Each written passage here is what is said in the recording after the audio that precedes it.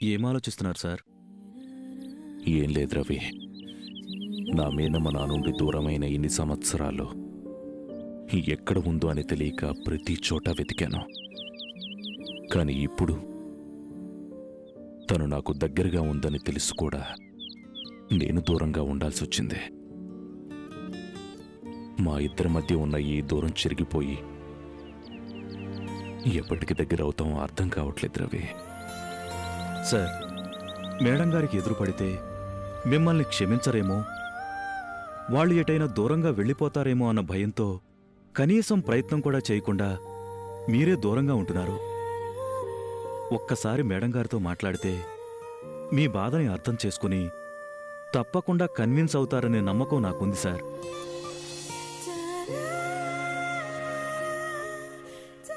లేదు రవి, నా మేనమ్మ గురించి నాకు బాగా తెలుసు.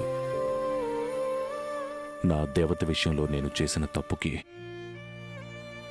నన్ను నేనే క్షమించుకోలేకపోతున్నాను. ఇంక నా మేనమ్మ ఏం క్షమిస్తుంది? అందుకే మా బంధాన్ని దగ్గర చేయగలిగే ఒకే ఒక్క ఆధారం అను. పాపే మా ఇద్దరిని దగ్గర చేస్తుందనిపిస్తుంది. ఈరోజు పాప కళ్ళు తిరిగి పడిపోయిన పరిస్థితులు చూస్తుంటే టెన్షన్ పడుతుందేమో అనిపిస్తుంది సార్.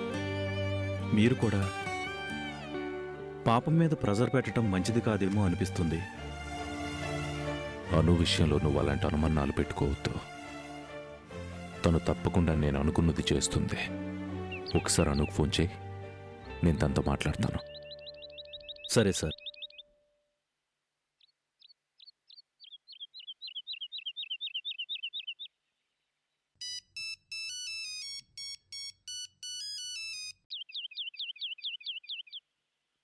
హలో, ఒకసారి అనుకు ఫోన్ ఇస్తారా సార్?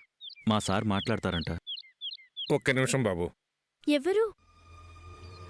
మీ ఫ్రెండు. నేను ఇంట్లో లేనని చెప్పు, బయటికి వెళ్ళానని చెప్పు.